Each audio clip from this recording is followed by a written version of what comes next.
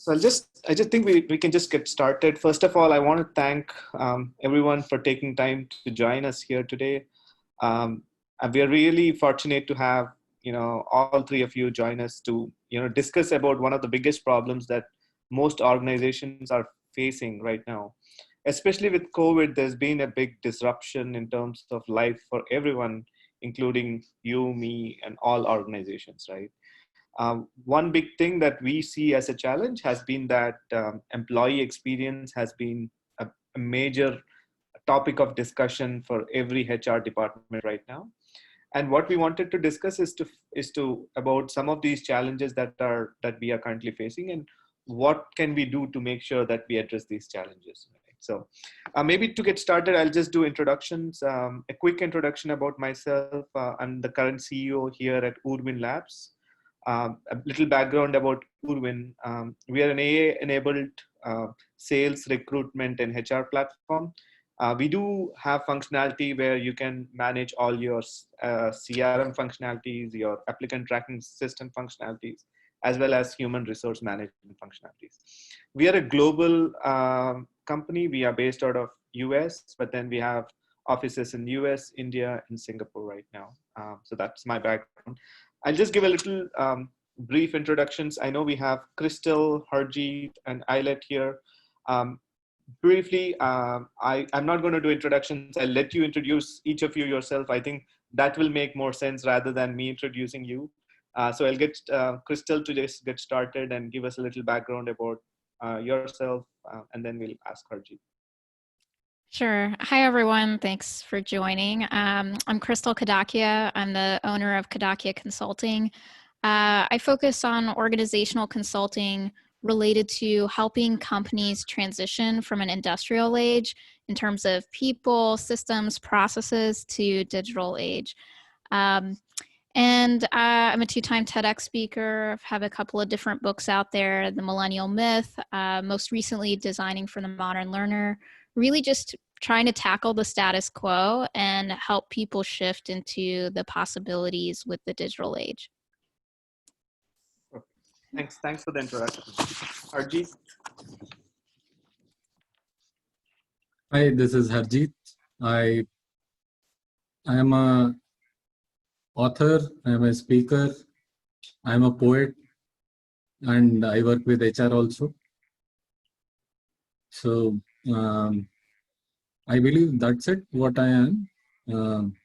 Very recently, I have published a book which is called Nothing About Business. It is available on Amazon. Very nice. Venkat, over to you.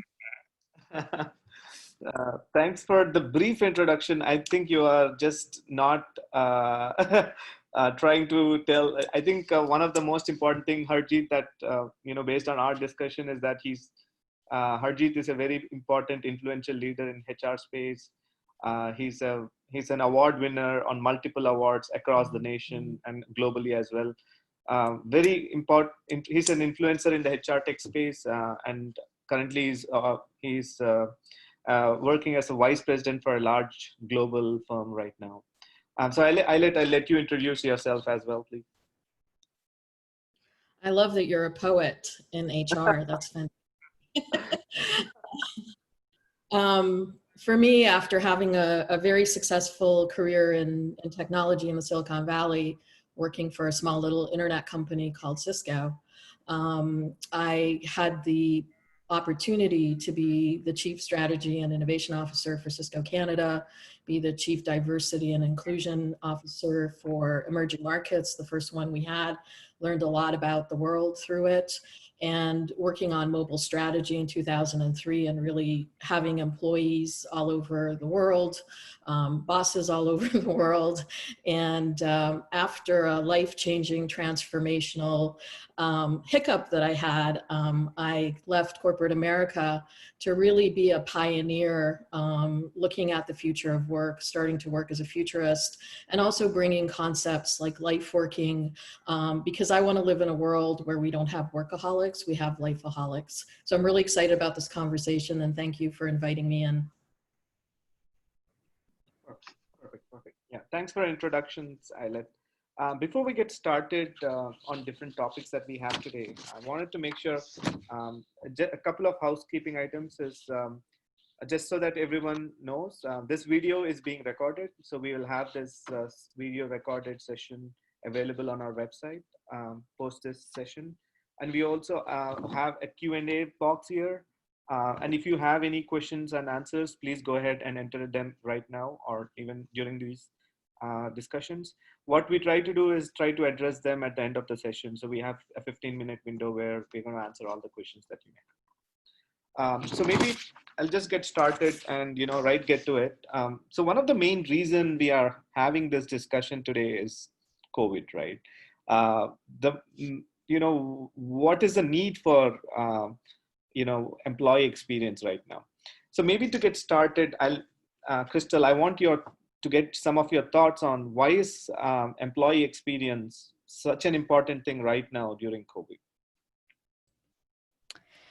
Yeah, that's a great question. I think honestly, when you think about it, how important was employee experience before COVID? And I think to me, that's an interesting question because it was kind of a trend topic before COVID. Like, okay, it's a nice to have. It's something we might invest in if we have some extra budget floating around. But right now, when you can't see people at work, you can't build teams at face to face, and everyone is in that situation. It's not just we have some flexible work arrangements, but everyone is in this situation. We start to realize the value of employee experience.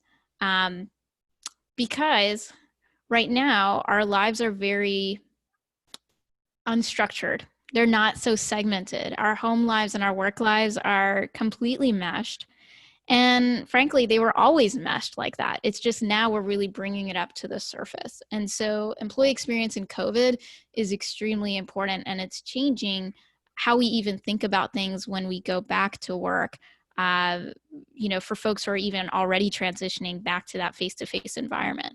The things that we're learning right now, if we continue doing them, the extra effort we're putting in to engage employees, it's only going to benefit us even more so in person. Right. I think I totally agree with you because right now there's uncertainty, right? And there's a huge overlap between our personal life and work life. And it gets really difficult for everyone to be engaged with organizations.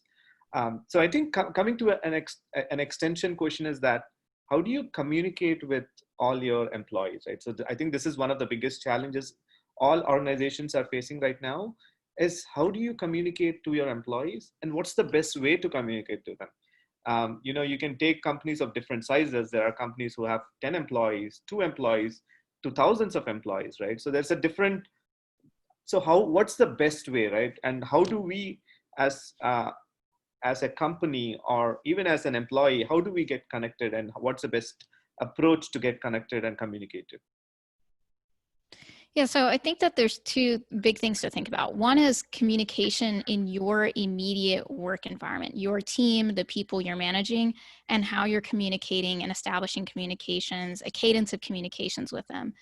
And with that particular avenue of communication, I would really step back and make this tailored, personalized, along with some core team communication methods. So if you're leading a team, think about what's your core communication channel going to be? Are we going to have, and what's the cadence of that? Are we going to have a weekly Zoom call or video conferencing call? Are we going to be communicating over email? What's the kind of team core communication? And then think about that personalization aspect, because each of your employees, especially remotely, they are working from a different circumstance, a different environment at home. So there's going to be different tools that work better for someone who is having aging parents at home versus someone who has kids versus someone who's in a different environment. So having that conversation up front in terms of individually, what's going to work best for you. And then also as a team, here's the 1, maybe 2 core communication channels and cadence we're going to be using. That level of structure cuts through the ambiguity. and the uncertainty piece. And the only other thing I'll add is the second big chunk of communications is what you're doing organization-wide. And again, the thing to do there is to really define what's the channel that everyone can expect top leaders are going to be communicating on, and what's the general cadence, what are the instances where you're most likely to hear from the organization. Right. Yeah, I agree with you.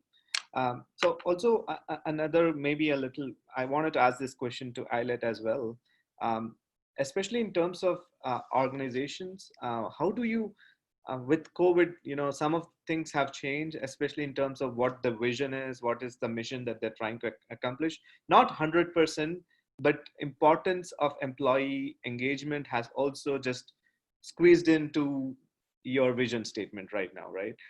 So how we as organizations, how do we communicate the same information across to our employees, and how do we make it a better communicated place, overall?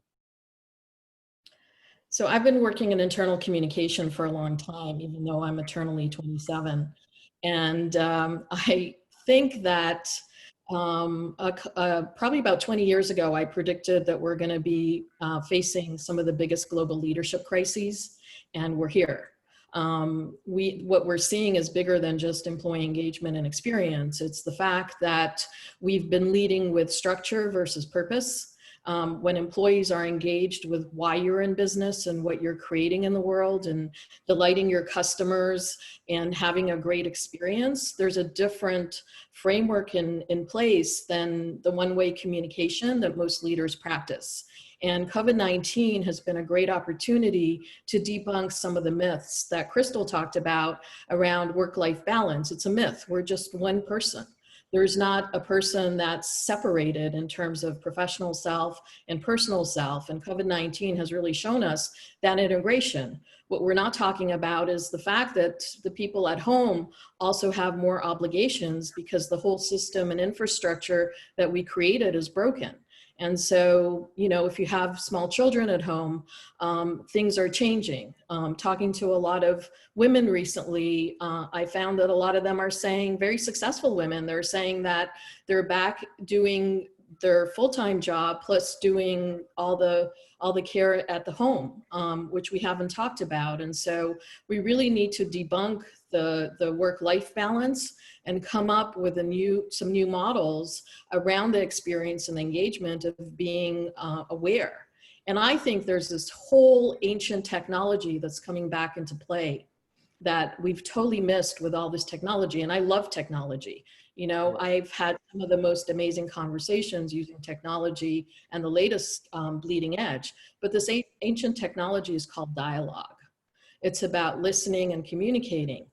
And so when you're able to ask your employees, what is it that you need right now? And to truly listen, cutter response where you're just communicating and talking at people, a lot changes. And so dialogue, connection, and communication is critical.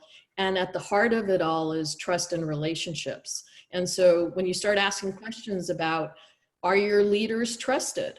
And it's about action, not words. And what's the gap between what your organization is saying and what you're actually doing? The bigger the gap, the less effective you are. And so for a lot of people that are working in new situations, when we just talk about all the successes and we don't dive into what's not working, that is the biggest opportunity that you have, is to find out where are the systems broken and what can you build and bring in, and let go of the legacy of how you're supposed to do it, and not look for the best practices outside yourself, because what we're finding is that we were born for these times and leadership is not outside ourselves. So we need more employees to find their voice and to communicate and not wait. If we wait for leaders to communicate with us, we'll be waiting a very long time. And it's a great opportunity to have conversations. Yeah, I think that I totally agree with you. I think waiting right now, time to action is a very important factor, especially organizations with COVID-19 are looking for leaders to act upon things faster right now. There's been a need for a lot of these technology driven tools and change in organizations.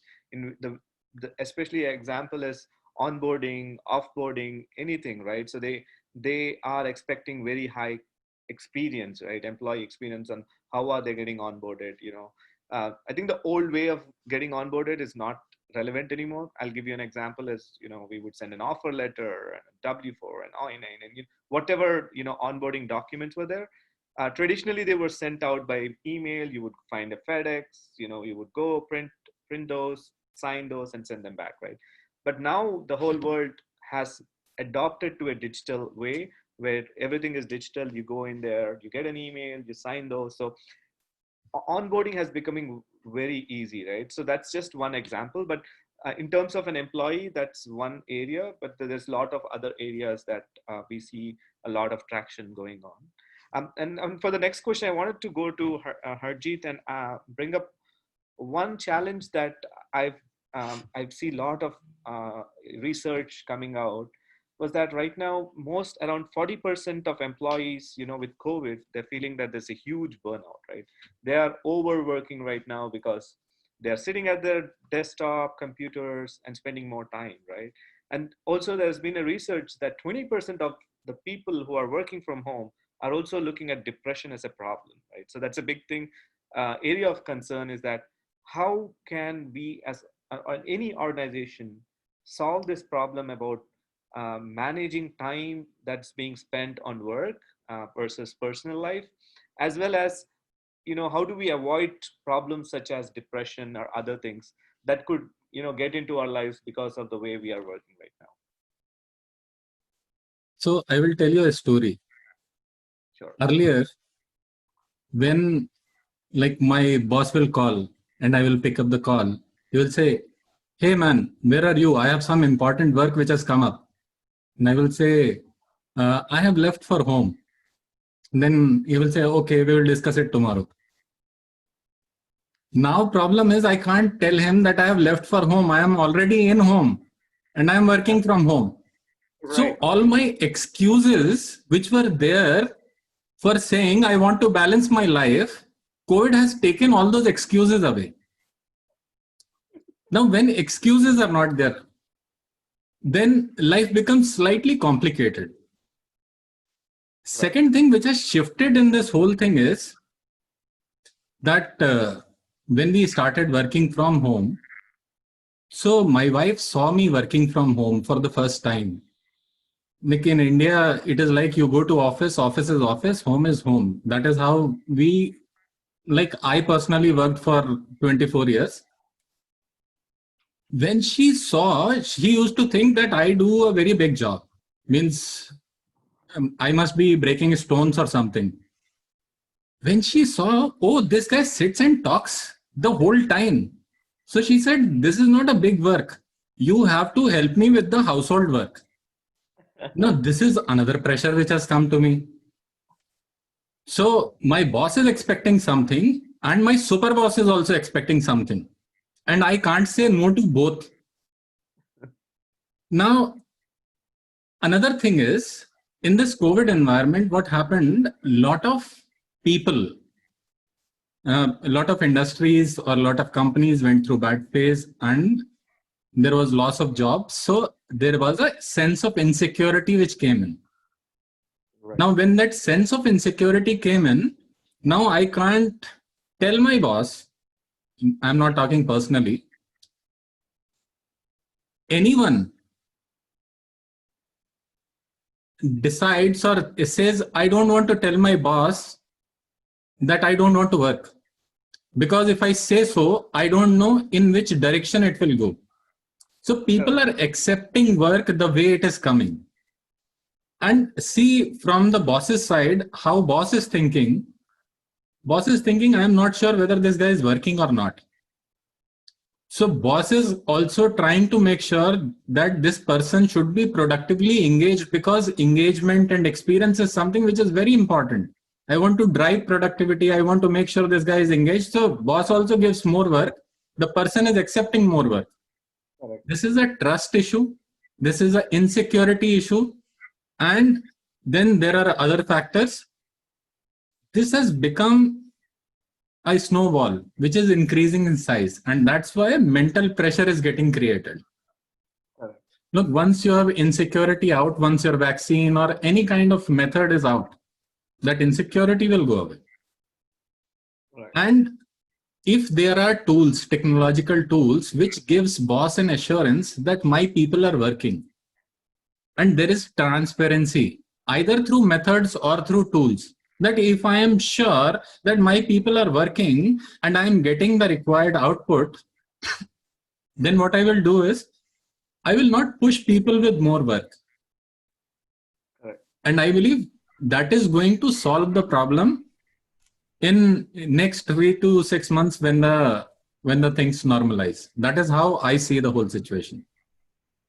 Right. So I think that's a good point that you brought up, is, that there is this whole pressure building up because you tend to be at home, your bosses, your managers would like to monitor what work you're doing right now, right? So what is that we can do right now to make sure that we solve this problem, right? So I know this problem already exists, but a lot of our attendees want to understand is, how do we solve this problem right now? And the solution is trust. Now, Right. this is not an employee engagement problem which we are trying to solve. If you see, businesses are right now facing survival challenge. Correct. The whole thing has moved from physical to digital, like we were talking about. I saw an old man. So this guy was struggling for his pension. And he was very worried because what you have to do is you have to go to the pension office once in a year to prove that you are alive. Then only your pension comes for the full year. So this guy was in tension. He called up that pension office guy and said, how will we do it? I can't come in this COVID environment. So the pension clerk said, boss, you don't have to worry. We can do a WhatsApp call and I can verify. So I thought this gentleman will be very happy. Instead, he was furious. He said, if you can do a video call and verify that I am alive, then why for past so many years you did not do that? Problem is, we have tools, but there was no push to use those tools. So it is an intent issue. Like when I published my book, I thought that right now who will buy a physical copy? So I will just publish an ebook.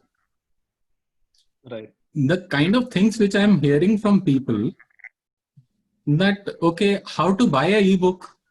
I don't have Kindle. Can I still read a Kindle book? Right. So there are things which people are not used to. So there is a struggle. People will learn. People have learned to use Zoom calls. Right. So everyone is getting educated in how to use technology. And trust issue, if businesses start doing well, your productivity already starts showing. Now for that, businesses will have to start thinking digital.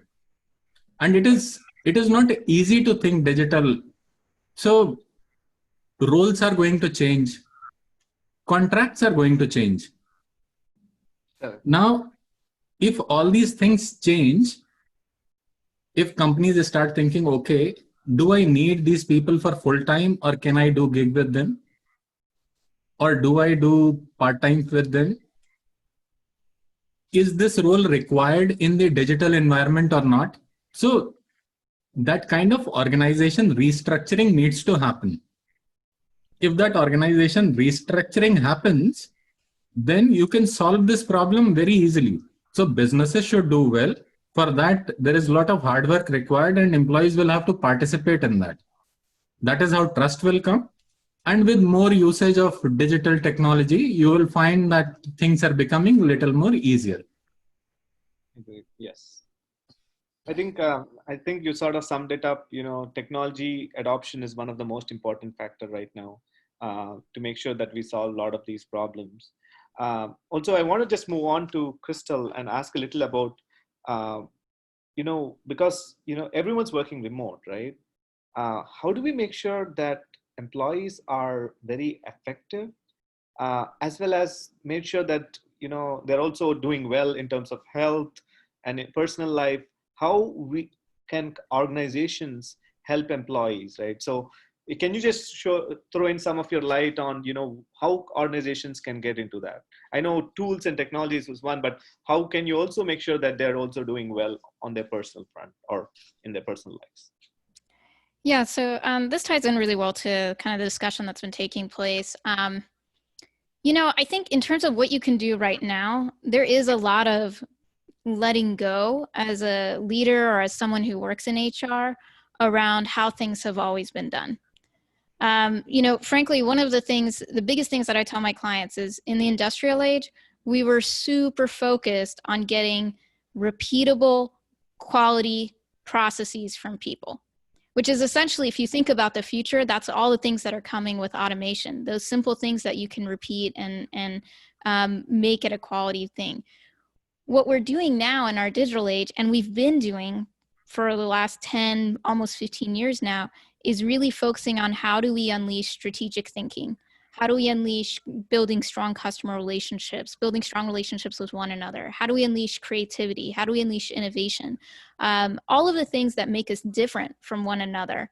Those are the products that we're trying to create now.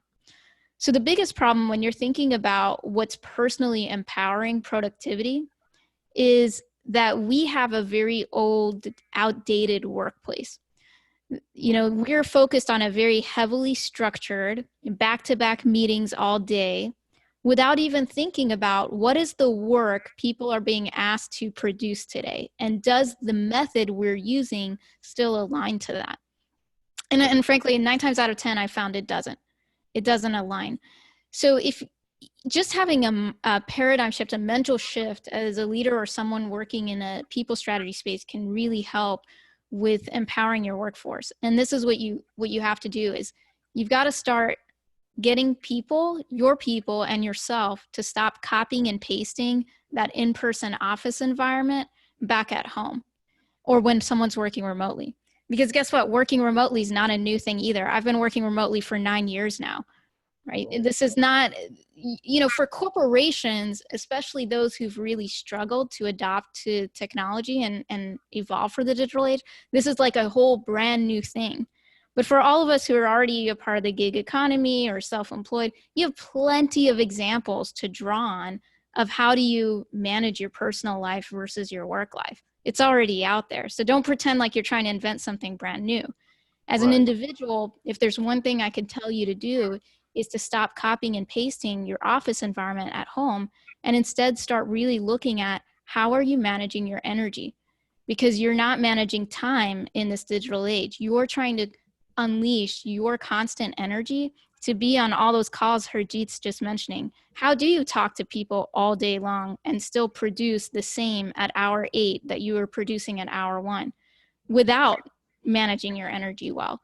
You've got to learn how to start managing energy and trusting people to manage their own energy, because I can't tell Venkat what's going to work for him or Eilette what's going to work for her. And so the best thing you can do as a manager is stop copying that environment, expect and set an expectation for people to manage their energy, and get really good at defining the goal, the why, as Eilette mentioned earlier. If I was to sum up anything from this whole call, I think these would be the 3 things people could do right now, because it's what freelancers, gig economy, self-employed people, we do this all the time. We get our why really clear. We pick a good method on our own by ourselves. So, hey, everyone's actually self-motivated. We're not just idiots, waiting for a manager to tell us what to do. We create our own vision of how to get there, and then we structure our day and we get stuff done. So you just got to apply that mentality to this corporate environment and start doing a really good job clearing up goals for your team and for your people, and align on that first. I agree with you, Crystal. So I think that's very important.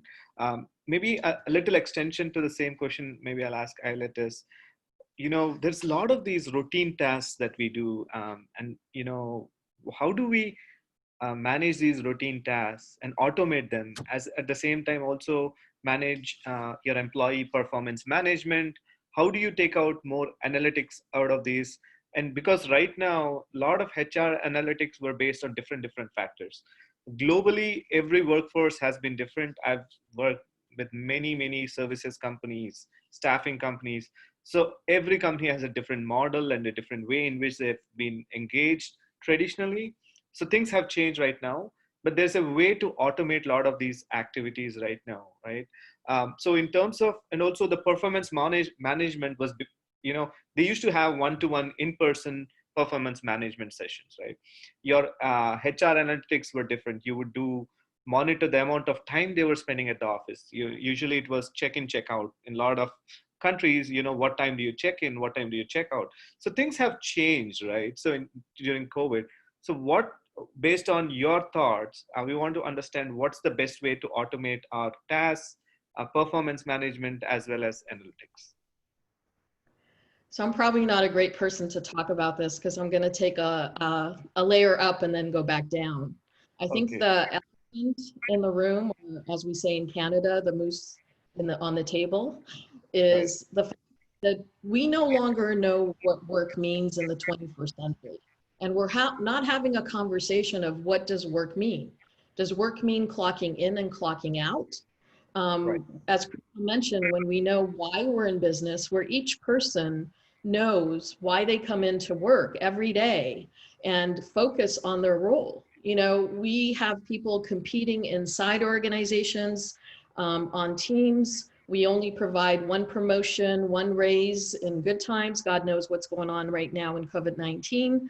Now we're probably telling people you're lucky to have a job, but the world is changing. We're never going to go back to normal. And so we have, as leaders, one of the best opportunities now to create new metrics, to create new ways of working. For me, it's kind of interesting because I've been using technology forever because I had employees in different regions and different continents. I remember once being asked to go to a meeting in Chile for 3 hours. And I said, we create technology. I'm happy to wake up at a different time zone and jump on a telepresence and have a conversation than spend 20 hours traveling there. So I have this experience of working with employees I've never met before.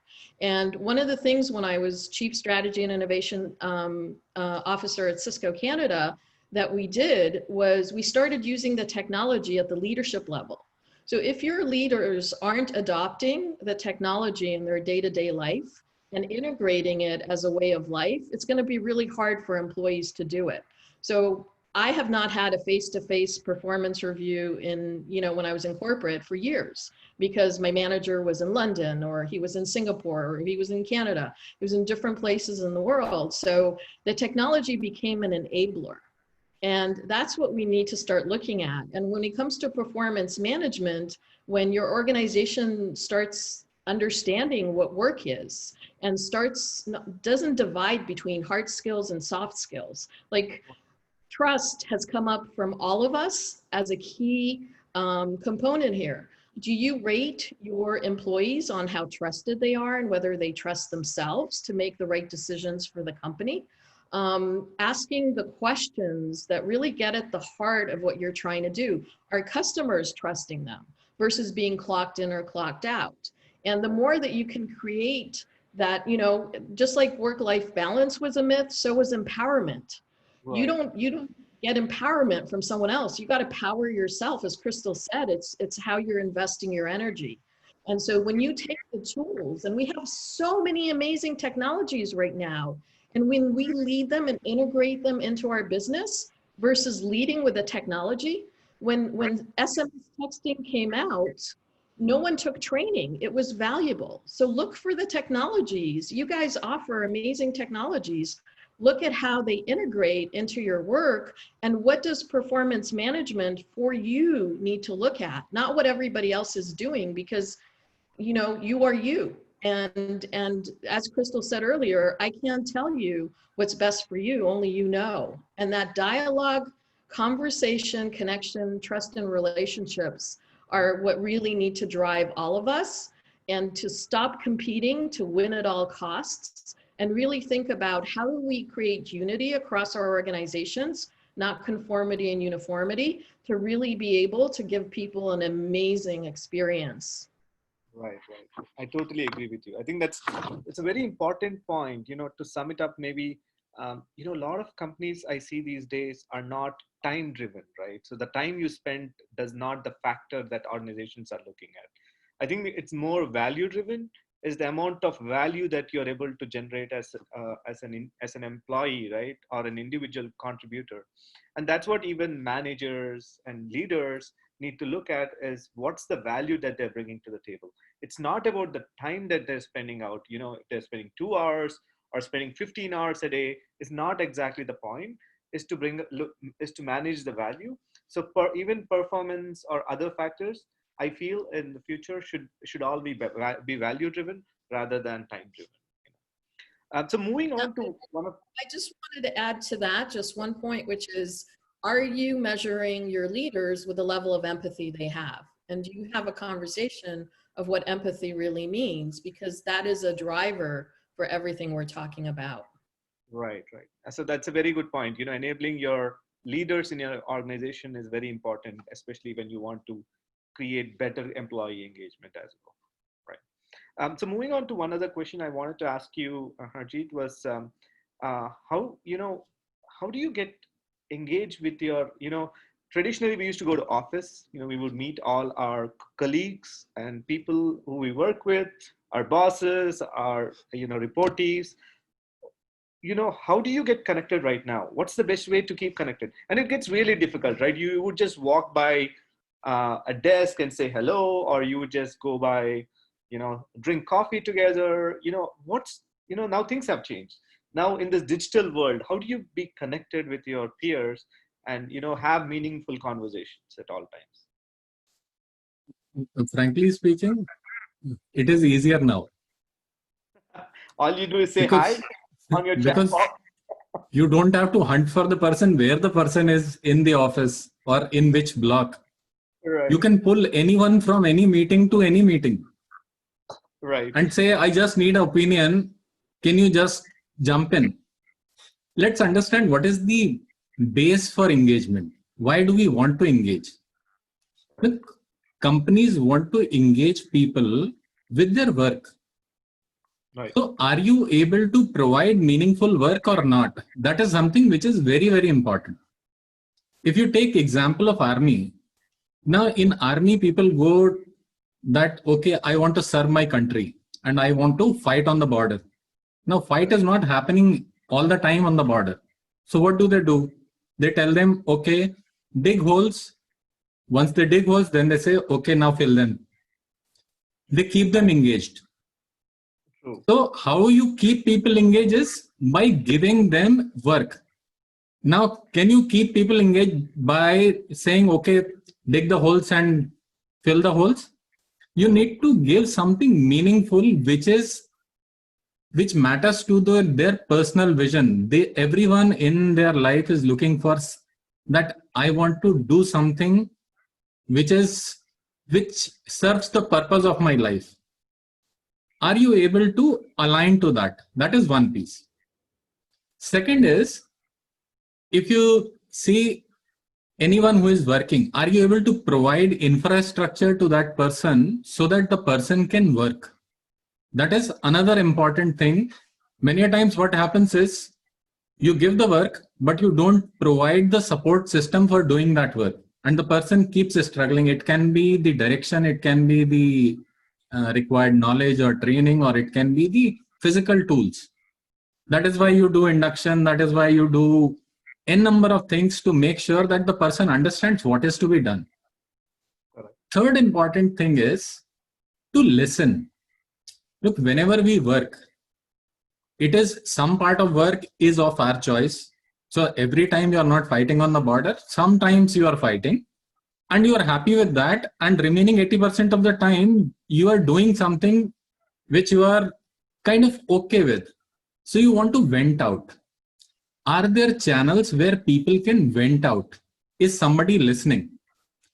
I will give you an example. Uber works on this kind of long distance relationship which we are talking about with their drivers. Uber doesn't have a call center for their customers, but Uber has a call center for their drivers. where drivers can call and vent out that this has not happened rightly, that customer did not treat me nicely, and things like that. And the people who are sitting in that call center listen to them and tell them, you are doing good and you should keep doing good. So this is a way of engaging where your workforce is not with you, but when they want to vent out, they have a channel. They have an official channel where somebody is listening. And fourth thing which is important is that there has to be a drive. If you see, I will continue the Uber example only. When they have to drive, it is not that all the drivers who have registered, everyone is going to drive. If 100 drivers register, only 30, 40, 50 drive, remaining don't drive. Or they don't drive for the 100% of the time. So what do? That is what is happening with employee engagement also. Employee is there, but the employee is not interested in doing what you want that employee to do. Same is the problem with the gig economy. So what you do is you run an incentive plan. Okay. And you carve out incentive plan in such a manner that they are willing to drive. That gives them a kick in their life. Okay, if I do this, I will earn more money. There is something which is gamification of the whole thing. So when you talk about engagement is around these four parameters. That is how I see it. So whether it is digital, whether it is physical, or whether it is hybrid, the fundamentals are not changing. The same fundamentals are going to be there. So with work, infra, listening, and driving, you can actually manage your engagement anywhere. Yeah, I think that's a very good point that you brought up. Is enabling your leaders is very important, and also having a channel for communication is very important. I think organizations used to have these hierarchies of a C-level and vice presidents and directors and all. So reaching someone was really difficult, right? So communication was like your channel for communication was really difficult. But right now, with everything being digital, communication channels have become very easy. I think that's why it's a very important point that you brought up. And also there's that people need to have a channel to communicate, right? So that's very important, is be it between your coworkers or be it with your organization, there needs to be a channel in which you can communicate. So I think, so I just want to move on to, especially when there's all this information going on. So I'll ask Crystal this question, right?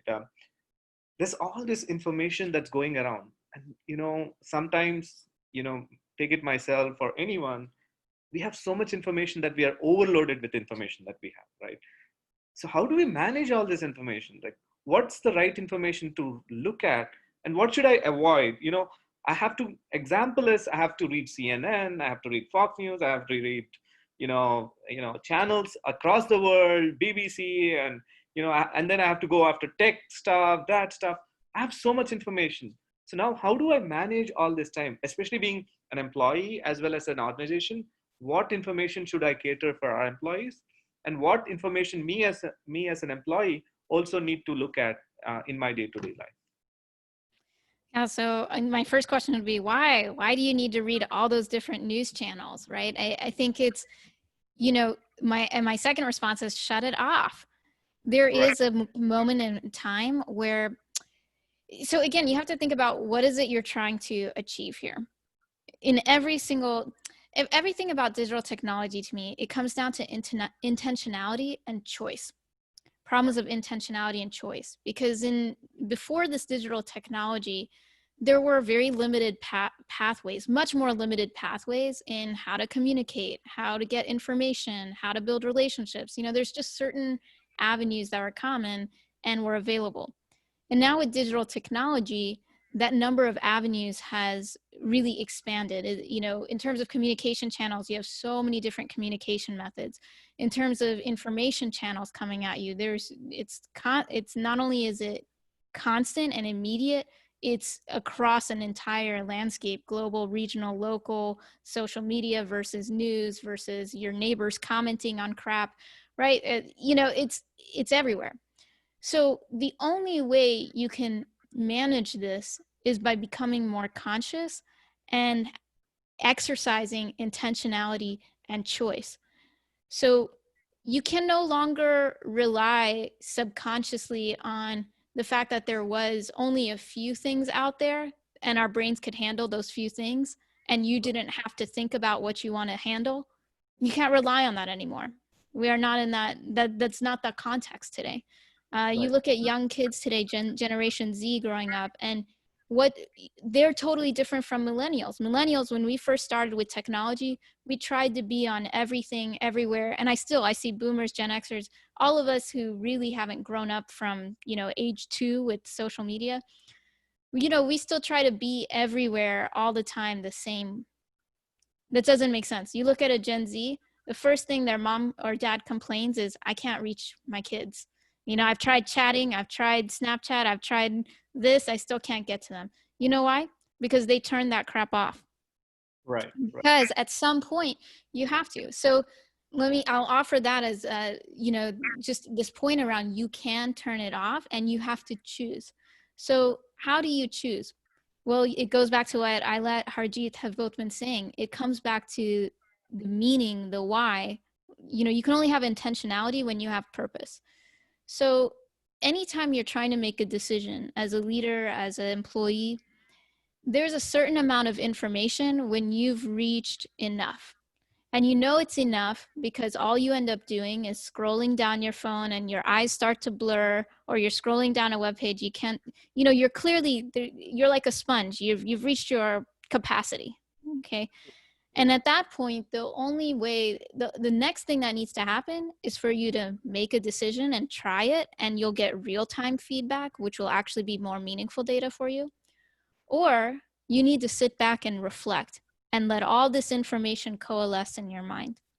Now, if you're sitting there just continuing to try to absorb information, you end up in our fight, flight, freeze modes of our brain. You're just overloaded.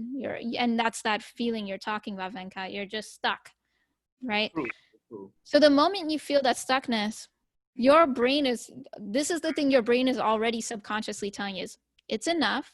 Let's stop. I either need to take an actual action, or I need to stop looking at everything and reflect. And the very brief example I'll just share is, recently in the US, we've had a lot of racial tensions going on, and there's been a lot of data, and I work in inclusion. That's a big cultural space I work in out of my different elements. I actually took about a month of processing on my own before I put information out there, because there was so much information coming in for me, and I needed to decide intentionally, with intentionality, with purpose, what is my stance on all this? And so there was a time where I actually stopped looking at the information out there, because I knew now, for me to do something meaningful and not, screw up my brain, I needed to stop, pause, and then act. And that's how you deal with information overload. The moment you feel that overload, you disconnect, and you have to shut it off. You can't just subconsciously let it keep going. You have to close the laptop lid, turn your phone over, walk away. Don't be worried that you're going to get robbed on that walk. Leave your phone at home. It's okay. You will be okay. People have been walking in neighborhoods for years. It's okay. So yeah, disconnect.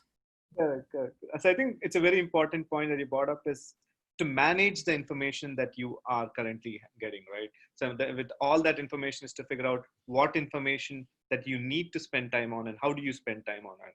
I think that's a very important thing. So moving on to one other question I had to highlight was with the whole customer engagement thing, right? After COVID, she came in. Is this a one-time activity? Like we as organization do it once and then do you think that strategy is good? Like I put up nice slides and we tell all our employees that this is what we're going to do. And is that good enough for organizations? No. So what would you suggest with this way? It's not very healthy. I think, one of the things that is coming across is the question of value. And so what's valuable to you and what's not valuable to you. and what's valuable to your customers and what's not valuable to your customers. And there's this ancient wise guy called Socrates who told us, know thyself. And it's time to really go back to basics and to really understand what business you're in, what your customers are about, and that we're all customers. And I think the biggest shifts that we're seeing are moving from transactional based to relationship based, and it's been there forever. But we've been using the metrics for transactions and not so much the relationship. We really didn't understand it. And so the more that we can understand that relationship based, also the shifts that are happening from the 20th century to the 21st century, and I hate to say it, business is still stuck in the 20th century, even though, you know, we're in 2020. You know, we need to move away from creating and fixing problems to finding and creating opportunities. The leaders that really get the customers think about what are the opportunities with our customers, and how do we work together with healthy competition when we don't lose. I have to tell you personally, you know, when I joined Cisco Canada, which was my last job at Cisco, my boss gave me a mandate, and he said, we need to move from being number 6 in revenue to number 3. And so I went and talked to about 100 people across the organization at all levels. And I had a millennial who told me that when I asked her, what is it like to work here? She said to me, people come here to die. And I was like, what? And I said, what do you mean? Like, are a lot of people dying? And she said, no, this is like their last station before retirement. And so they're not engaging with us. They're not with us. And I didn't walk. I ran into my boss's office and I said, we got to change this. We have to look at connection. And so we worked really hard looking at the feedback and putting in together processes that bring people alive. And then I went and talked to our customers. And then I went and talked to our partners. And we put together a strategy that really looked at creating experience and engagement. And we moved from being number 6 in revenue in 2 years to number 2. For a small little country like Canada, that was insane, because that meant we were the number 1 global company. And what happened was actually really tragic, because after I left, I stayed in for a long time because I was leading a lot of the initiatives for the younger generation and also for women, and I felt an obligation to stay. But when my own health became an issue, I decided to leave. And what happened after I left was people inside were so upset that we became number 2 that they blew up the country in ways that were really irresponsible, which had an impact on our customers. It has an impact on our partners.